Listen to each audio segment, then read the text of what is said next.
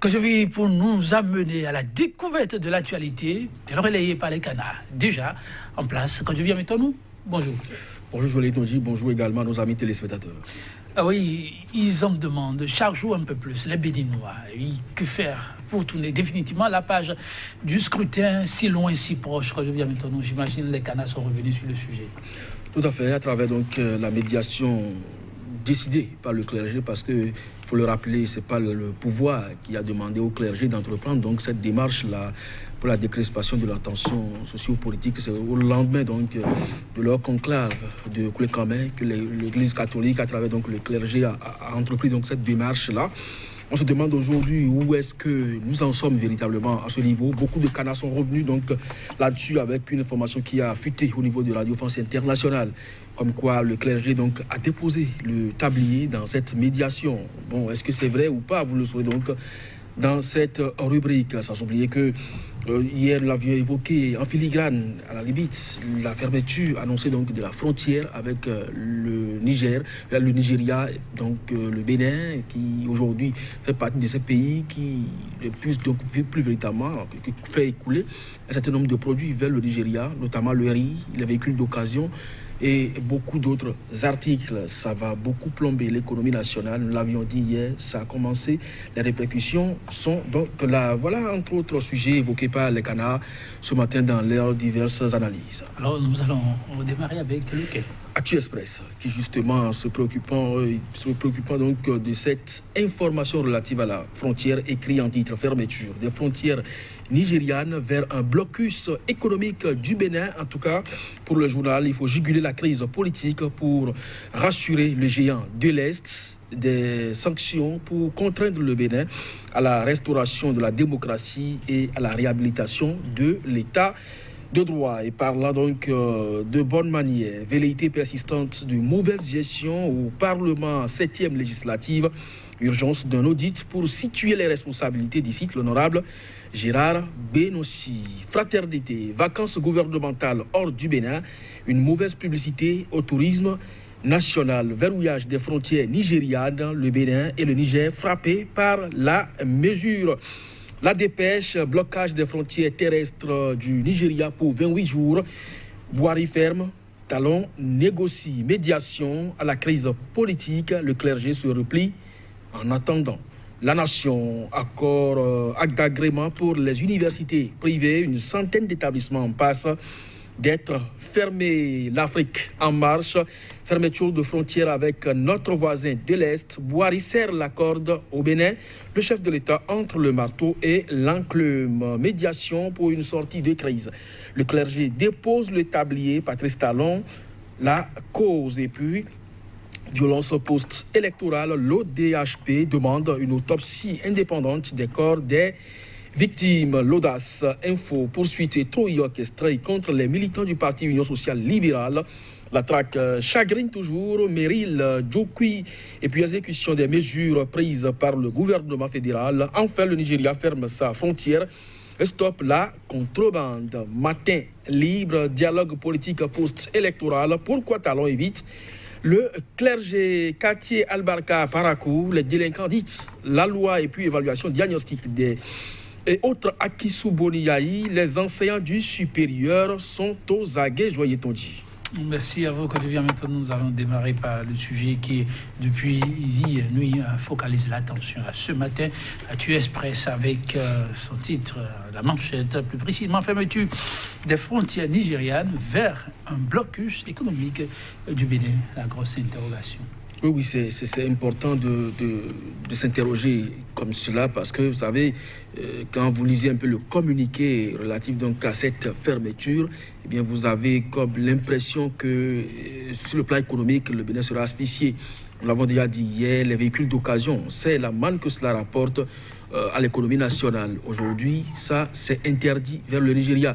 On sait qu'il y a la réexportation du riz, par exemple, par cette frontière, et ça a fait beaucoup de riches au Bénin. Mais aujourd'hui, le Nigeria a interdit cela. Mais ce qui est suffisamment grave aujourd'hui, c'est le secteur produits pétroliers. Depuis l'avènement de ce régime, on a tenté donc de stopper le système, ça n'a pas marché.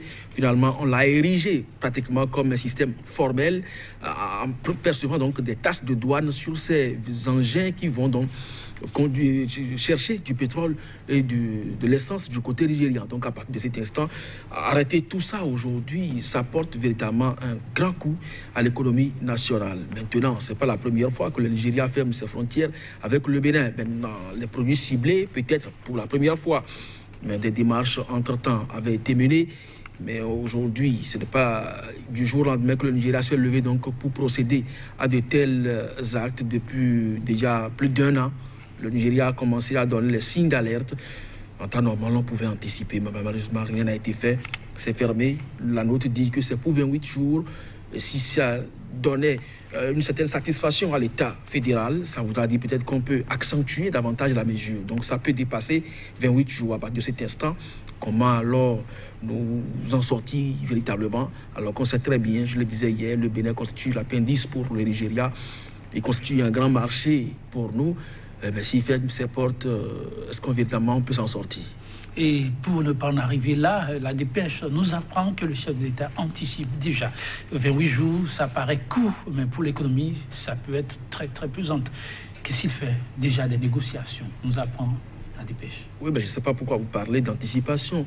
Anticipation, c'est dire déjà en 2018 que nous allons prendre des mesures conséquentes et effectivement les afficher, parce que tout n'est pas dans les actes. Vous savez, lorsque le 28 avril, cette élection aujourd'hui qui continue pas à occuper le devant de l'actualité, le président nigérian, alors président de l'exercice de la CEDEAO, avait dépêché une délégation officielle ici pour s'entretenir avec les autorités béninoises. Il a reçu quand même des paroles d'engagement, mais qui n'ont pas été respectées.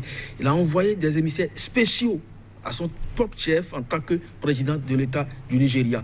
Et il a également reçu des assurances qui, à la fin, n'ont pas été donc respectées. Quand ça se passe comme ça, et qu'aujourd'hui nous sommes sur un terrain économique et vous entreprenez des démarches à la dernière minute, alors que, comme je l'avais déjà dit, le monsieur a commencé à donner des signes d'alerte depuis plus de 2 ans.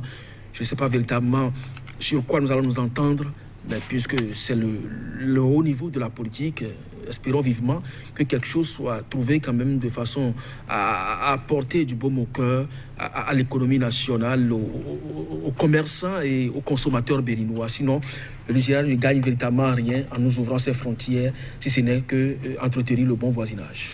Tout à fait. Mais parlant d'économie, quand devient maintenant des confrères sont nombreux à s'y intéresser. Nous avons le cas de Fraternité qui prend l'économie béninoise sous d'autres angles. Vacances pour les autorités. Et quand ça se passe hors du territoire, nos confrères craignent que ça impacte négativement le tourisme. Ce n'est pas une crainte, c'est une évidence. Lorsque vous ne donnez pas le bon exemple, on l'a toujours dit ici, lorsque vous ne vous soignez pas dans les hôpitaux, un peu comme la décision prise par les autorités nigériennes tout dernièrement, pour faire soigner ministres, députés et même chefs de l'État dans les hôpitaux nigériens. Lorsque vous ne donnez pas de pareils exemples, ne demandez pas à vos concitoyens de le faire. Je ne vois pas un Béninois en train de payer pour aller connaître le parc de la Pendjari. Mais aujourd'hui, si les autorités vont au-delà, peut-être aller au Maroc, au Rwanda, ou même hors du continent africain, qu'est-ce que vous attendez au niveau local que ça se passe? Hier déjà, avec ce journal Fraternité, nous avons évoqué le cas de nos biens pillés par la France qui devraient revenir, et il y a un tiraillement autour. Mais quand ça se passe comme ça, avec ces attitudes de nos autorités, je l'ai dit, je ne sais pas si véritablement on n'est pas en train de faire exactement ce qu'on a fait avec le Nigeria, en allant beaucoup plus dans les mots que dans les actes. En tout cas, à ces deux préoccupations importantes pour que la République se porte bien, il faut aussi attarder. Le gouvernement poursuit sa marche pour l'assainissement de nombre de secteurs. Le secteur éducatif nous apprend. La nation a reçu une attention toute particulière. 100 d'établissements qui vont certainement fermer. Oui, 103. Quand vous parlez d'établissement, il faut quand même être spécifique. Ce n'est pas de l'ordre maternel qu'il s'agit. Il s'agit de l'enseignement supérieur. Donc, ces écoles et universités ou centres de formation de l'enseignement supérieur. Alors, 103 au total, c'est beaucoup. Et quand ça se passe comme ça, dans une république où la démocratisation de l'enseignement est décrétée, je crois que cela pose problème. Mais les critères sont là. Il faut des enseignants de qualité.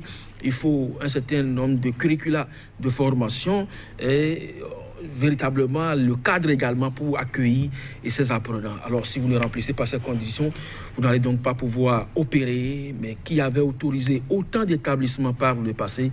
Je crois que c'est cette question-là qui devrait, en principe, nous préoccuper. Pourquoi autant d'établissements de l'enseignement supérieur en République du Bénin?